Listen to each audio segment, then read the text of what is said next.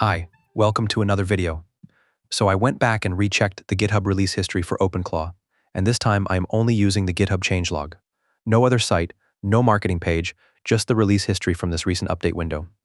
Also, in the earliest part of this window, the project was still called Claudebot in GitHub. The rename to OpenClaw happened during this stretch. So if I mention those older releases, that is still the same project just before the rename. So let's get right into it. The first big theme early in this window was memory and context. One release added hybrid BM25 plus vector search and embedding cache, OpenAI batch indexing for memory, and ACP tooling for IDE integrations. Then the next wave added the Lobster tool for typed workflows, custom assistant identities in the control UI, and stronger exec approvals with elevated modes. Another release improved compaction with adaptive safeguards, retries, and fallback behavior. So even before the rename, the project was clearly trying to make sessions smarter, safer, and more structured. Then, the GitHub releases pushed major interaction upgrades. One release moved Telegram TTS into core, added a direct tools invoke HTTP endpoint, added fly.io deployment support, and introduced a Tlon or Urbit channel plugin. The next one added a line plugin, Edge TTS fallback with TTS auto modes, and in chat approve across channels. And then came the actual OpenClaw rebrand, where the NPM package and CLI became OpenClaw. The extensions moved to the OpenClaw scope, legacy paths were auto-migrated, and browser control got folded into the gateway and node architecture. So this was not just a naming change, it was structural cleanup too. Then the platform got broader. One release added Feishu or Lark plugin support, an agents dashboard in the web UI, and an opt-in QMD backend for workspace memory. Another added XAI provider support, a token usage dashboard, and native Voyage AI support for memory embeddings. And another added an iOS alpha node app with setup code, onboarding, plus device pairing and phone control plugins. So OpenClaw was becoming more like a real assistant ecosystem, not just a chat interface connected to models. Then the agent story really leveled up. One release added Discord components v2, which means buttons, selects, models, and attachment-backed file blocks. And it also added nested subagents with configurable depth. After that, another release added subagents spawn, Slack native text streaming, and an iOS share extension that can forward shared URLs, text and images directly to the gateway. Soon after, OpenClaw also added an Apple Watch companion MVP, so in a short stretch, OpenClaw pushed harder into orchestration, streaming, and ambient device presence. Another important mobile milestone came when OpenClaw shipped a native 4-step Android onboarding flow, moved the app into a 5-tab shell with connect, chat, voice, screen, and settings, and added provider-agnostic talk configuration. In other words, the Android experience stopped looking like a rough sidecar and started looking like a real client. And to me, that matters more than it might sound. A lot of open source assistant projects look good in demos, but they never really become software you keep around all day. Once you have phones, watches, share sheets, live streaming, and channel-level interaction patterns, the project starts feeling like something people can actually live with. Then OpenClaw delivered one of the most important infrastructure features in the whole window, which is external secrets management. GitHub describes it as a full OpenClaw secrets workflow with audit, configure, apply, and reload, plus ref, only auth, profile support, and runtime snapshot activation. That is a really big feature because the more capable the assistant becomes, the more credentials it has to manage. That same release also made ACP agents first-class runtimes for thread sessions and added OpenClaw agents bind and OpenClaw agents unbind, which is also a major step for multi-agent route. But before we get into that, I want to quickly talk about today's sponsor, On Demand. If you've been trying to build AI agents, you know the pain. You find one tool for summarization, another for web scraping, another for data analysis, and then you spend more time stitching them together than actually getting work done. On Demand solves this. On Demand is a platform where you can discover, assemble, and automate AI agents all in one place.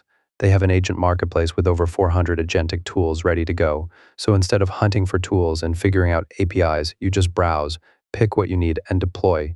That gives you over 1,200 possible agent combinations, which is insane. But the cool part is the playground. You take these agents and assemble them into a workflow for your exact use case. And once it works, you turn it into a full automation using their flow builder. It's visual, no code, and lets you chain multi-agent workflows that run repeatedly without you touching anything. You can also bring your own models, and it's privacy first with secure connectors. Sign up through my link in the description and you'll get $5 in free credit. Go check it out. Then the releases became even more interesting. One update added built-in health and readiness endpoints for Docker and Kubernetes, richer Android node capabilities, Telegram DM topics as distinct configured sessions, and OpenAI responses WebSocket first transport. That is a packed release. Health endpoints matter for real deployments. Richer Android node actions matter for actual device control. And WebSocket First Transport matters for making the OpenAI path feel more live and interactive. Then another huge batch of major features landed. Secret ref coverage was expanded across the full supported user-supplied credential surface. A first-class PDF tool was added with native Anthropic and Google PDF provider support, plus extraction, fallback, sessions, spawn got inline file attachment support, OpenClaw config validate was introduced, and memory embeddings gained Allama support. Honestly, this single release tells you a lot about where OpenClaw is headed. It wants better secret handling, better document intelligence, better subagent handoff, better operator ergonomics, and stronger local model workflows at the same time. I especially think the PDF tool is a bigger deal than it first sounds. A lot of serious work still lives inside PDFs. Research papers, contracts, reports, invoices, manuals, resumes, all of that. So once an assistant gets a proper PDF analysis path, it becomes much more useful for real work. And inline file attachments for spawn sessions are also huge, because now subagents can be handed concrete artifacts rather than only text instructions. Then OpenClaw added what may be the most developer-facing upgrade in this whole window, which is the ContextEngine plugin interface. In simple terms, OpenClaw made context management pluggable, and that is smart, because memory and compaction are not solved problems.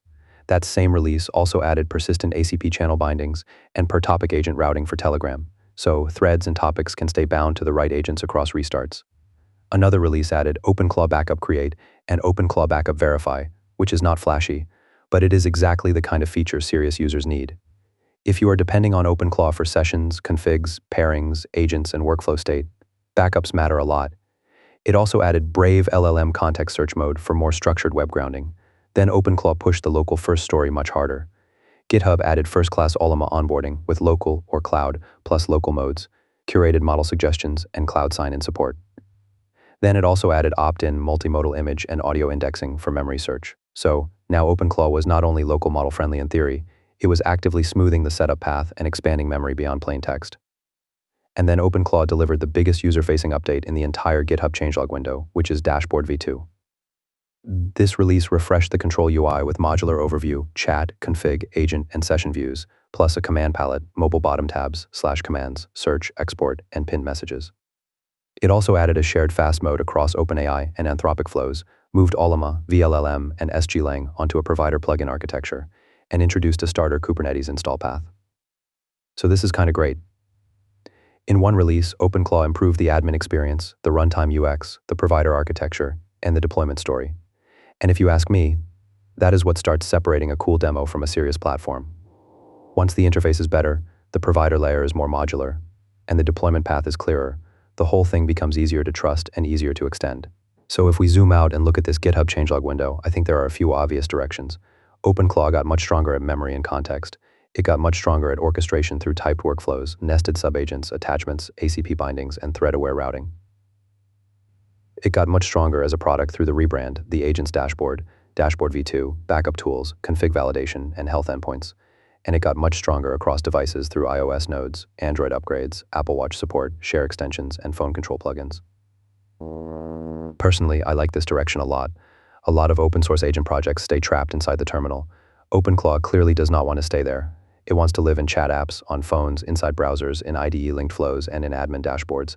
And if it keeps improving that whole stack while also strengthening local model support and secrets management, then it becomes much more compelling for people who care about privacy, self-hosting, and actually useful assistant. Overall, it's pretty cool. Anyway, let me know your thoughts in the comments. If you liked this video, consider donating through the Super Thanks option or becoming a member by clicking the Join button. Also, give this video a thumbs up and subscribe to my channel. I'll see you in the next one. Until then, bye.